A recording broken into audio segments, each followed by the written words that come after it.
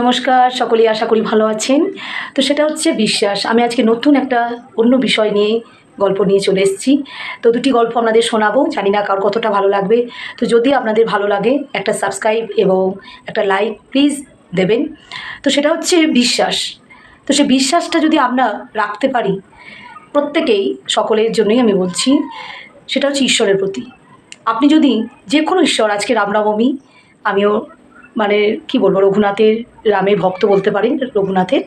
তো সে আজকে যেহেতু ওনার জন্মদিন, আমি আজকে উপোসও করেছি। তো ওনাকে নিয়ে আমি একটা আপনাদের সাথে গল্প শেয়ার করব।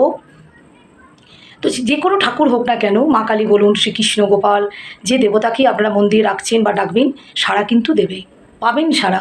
যদি বিশ্বাস দিয়ে ডাকতে পারেন তাহলে কিন্তু আপনি যে কোনো কাজে আপনি কিন্তু জয়ী হতে পারবেন।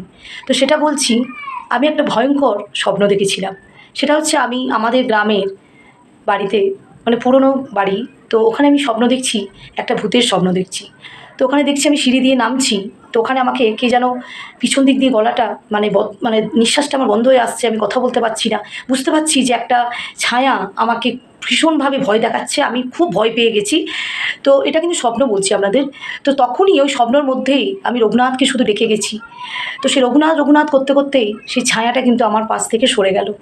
তো ভাবুন একবার, যে ওই স্বপ্নে আমি রঘুনাথকে ডেকেছি, তাতেই আমি কাজ পেয়েছি, এবং সে বিশ্বাসটা ছিল যে আমাকে রঘুনাথে উদ্ধার করবে। তো আপনারা যদি মন দিয়ে ঈশ্বরকে ডাকেন তাহলে কিন্তু উদ্ধার পাবেন, আর কাজেও কিন্তু সফলতা আসবে। এক গোয়ালিনী প্রতিদিন এক গ্রামে দুধ দিতে যেত। তো ওখানে একটা পণ্ডিত মশাই বসে কিছু ছাত্রদের পড়াতেন।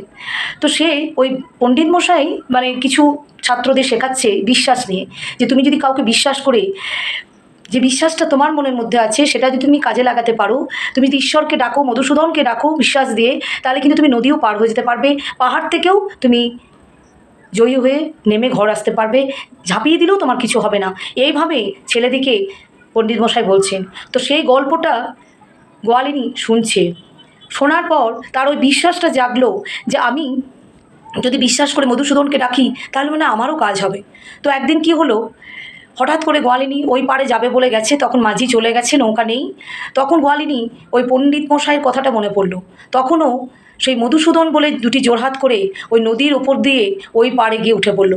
সকলেই দেখছে যে ও জলের মধ্যে হাঁটছে, কিন্তু ওই মধুসূদন মধুসূদন করতে করতে ওই যে কখন পেরিয়ে গেল এপার থেকে ওই পার, সেটাও নিজেও জানতে পারলো না। তো একটা কথাতেই আছে দেখবেন, তর্কে মানে বিশ্বাসে মেলায় বস্তু, তর্কে বহুদূর। তো যদি বিশ্বাস থাকে তাহলে কিন্তু আপনার কাজ হবেই, কেউ কিন্তু কোনোভাবেই আপনার বাধা দিতে পারবে না। তাই যে কোনো ঈশ্বরের প্রতি যদি আপনি বিশ্বাস রাখতে পারেন তাহলে